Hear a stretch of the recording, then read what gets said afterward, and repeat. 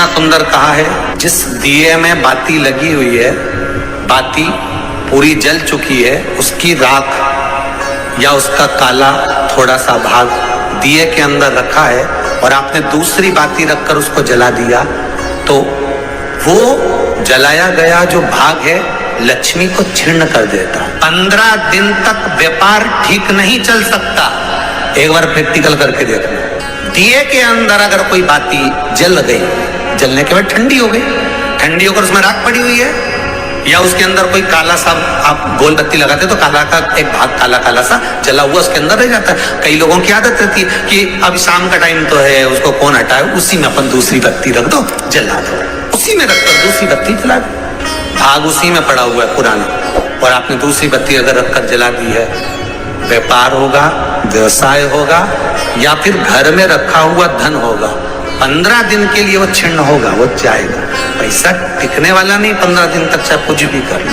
कई लोग कहते भी होंगे कि हमारी दुकान तो 8 दिन तो अच्छी चलती, 8 दिन के बाद नया क्या हो जाता है, 15 दिन अच्छी चलती, 15 दिन के बाद नया जाने क्या हो जाता है। तो उसमें गलती ढूंढो कि हम गलती क्या कर रहे हैं। ये तो व्यापार तो अच्छा चल रहा है, ग्राहक भी आ रहे हैं, सब कुछ होता है। जब 15 दिन ग्राहक आते हैं तो 15 दिन क्यों नहीं आते, 8 दिन ग्राहक आते हैं तो 8 दिन क्यों नहीं आते, उसके पीछे तुम्हारा कोई कारण होगा। फिर अपनी गलती को ढूंढो कि हमारी गलती क्या हो। या तो बहू है, या सास, या घर में रहने वाला कोई व्यक्ति, या घर के बच्चे दिए में दिया रखकर जला देते, मतलब उस बाती को फिर रखकर जला दिया, तो अब उसको तो तुम्हें भोगना है। अब उनको नहीं मालूम कि गलती क्या हो रही, गलती अपन कर रहे हैं। कितना सुंदर संवाद है वहां, बहुत ध्यान दीजिएगा जरा।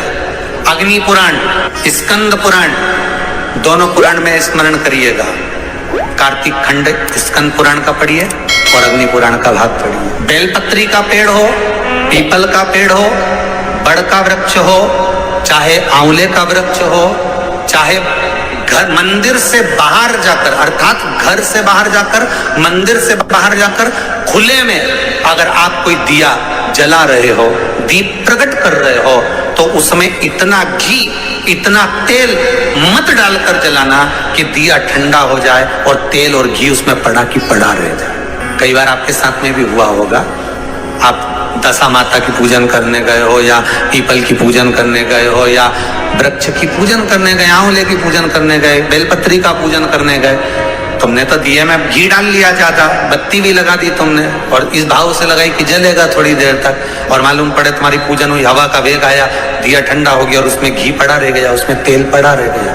महाराज, जिस व्यक्ति ने दिया लगाया, जिस व्यक्ति ने दीप लगाया हुआ है, और अगर वो कुंवारी अवस्था में है तो अकेला शरीर का कष्ट भोगता है, और अगर उसकी शादी हो गई होती है तो पति और पत्नी दोनों को शरीर का कष्ट भोगना पड़ता है। कहीं कमर दुखेगी, कहीं घुटना दुखेगा, कहीं पीठ दुखेगी, आंखों में जलन होगी, कहीं ये सिर का जो गले का भाग होगा, कान के पास का ये दुखना चालू हो जाएगा, ये पीछे का भाग दुखेगा। तो कई डॉक्टरों को दिखाओगे, इलाज देखो जरा क्या, सब हमें जांच कर लो, जांच में तो कुछ भी नहीं निकल रहा, दवाई भी खाते हैं, थोड़े दिन आराम लगता है, फिर वैसे हो जाता है। कारण निकालना है तो कारण ढूंढो कि हमारे पुराण क्या कर रहे हैं। कारण हमने खुद उत्पन्न करा है कि किसी वृक्ष की पूजन करी, उसमें तेल घी की मात्रा इतनी बढ़ा दी कि हम तो जब तक बैठे दिया जल रहा था, उठ के गए, हवा लगी, दिया ठंडा हो गया, और उसमें जितने समय तक वो घी और तेल पड़ा हुआ है, 15 मिनट, 10 मिनट, 25 मिनट, 50 मिनट, 1 दिन, 2 दिन, 4 दिन,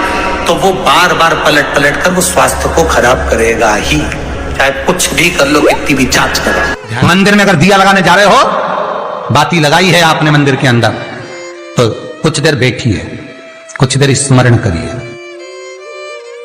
हमारे यहां तो यहां तक कहा गया है कि किसी मुर्दे को अगर जलाया भी जाता है तो कपाल क्रिया तक रुकना पड़ता है कि थोड़ा रुकिए, कोई पीछे से आकर कुछ करना जाए। दीप जलाने थोड़ी देर रुकिए, और दीप का भी नियम है महाराज, दीप का भी नियम।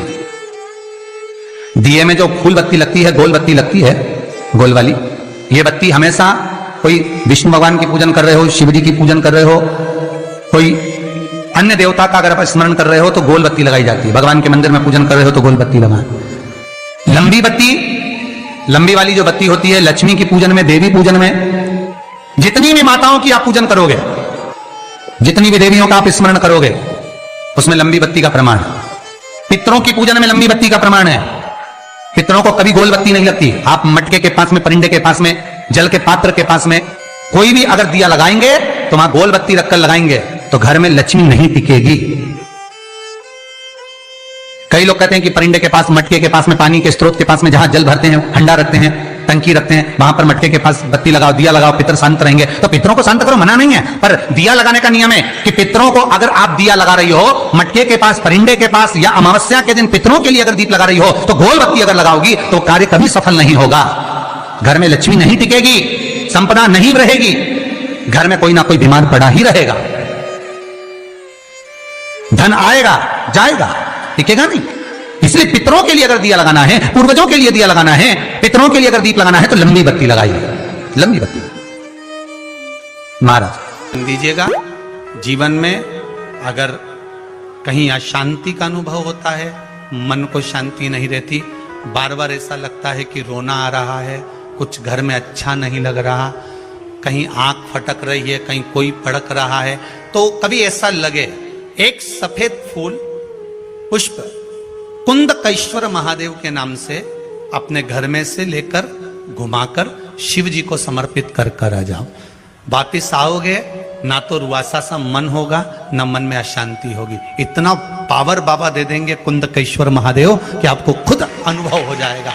केवल एक पुष्प श्वेत कुंदकेश्वर महादेव। कुंदकेश्वर महादेव कोई साधारण नहीं है। जिनके घर में ज्यादा रोग हो, बीमारी हो, ज्यादा तकलीफें आ रही हो, कष्ट बढ़ रहा हो, बीमारियां बढ़ रही हो, या भय लग रहा हो, डर लग रहा हो, हृदय चित्त में कहीं ना कहीं आपको भय का भान हो रहा हो, तो एक लोटा पानी एक कलश में जल भर कर रख लीजिए और रात भर उसको रखे रहने दो। नवरात्र चल रहा है, उस कलश को रात भर रखकर सुबह सुबह उस कलश में एक बेलपत्र डालकर उस जल को नीम के पेड़ के नीचे, जहां नवरात्रि में नीम के पेड़ के नीचे सारी विद्याएं, आद्य शक्तियां, सारी देवी उस नीम के पेड़ के नीचे विराजमान रहती हैं। उस कलश में एक बेलपत्र डालकर रात भर रखकर उस जल को पूरे घर में घुमाकर उस नीम के पेड़ के नीचे समर्पित कर दीजिए महाराज। घर में भय लगना बंद हो जाएगा, कोई बड़ी बीमारी आपको घेरेगी नहीं और उस बीमारी से, उस रोग से आप मुक्त रहेंगे,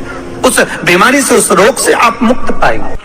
शंकर भगवान पे चढ़ा हुआ जल जो बहकर जाता है उसको 3 जगह पर जरूर लगाना चाहिए। ध्यान से सुनिएगा।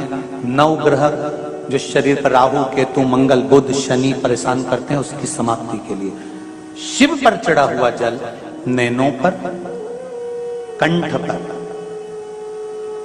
मस्तिष्क पर, 3 जगह पर, जिसके प्रतिदिन शिव पर चढ़ा हुआ जल लगता है उसको कभी 9 ग्रह परेशान नहीं कर सकते। शंकर की कृपा बरसती है। शंकर भगवान पर के तांबे के लोटे से ही जल चढ़ाना चाहिए, स्टील के लोटे से नहीं। प्रयास करा करो तांबे के लोटे से जल चढ़े।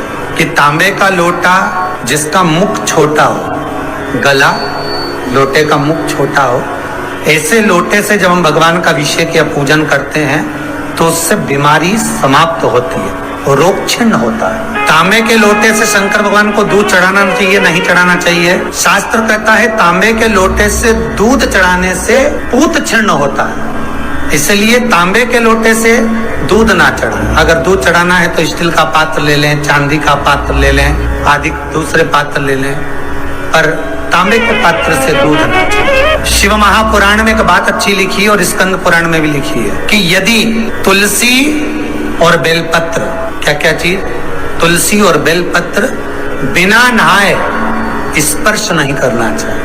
अगर बेलपत्र की पत्तियों को भी तोड़ना है, उतारना है, तुलसी के दल को भी उतारना है तो बिना नहाए ना उतारें। स्नान कर लिया हो तो तुलसी के दल को स्पर्श करें, तुलसी को स्पर्श करें।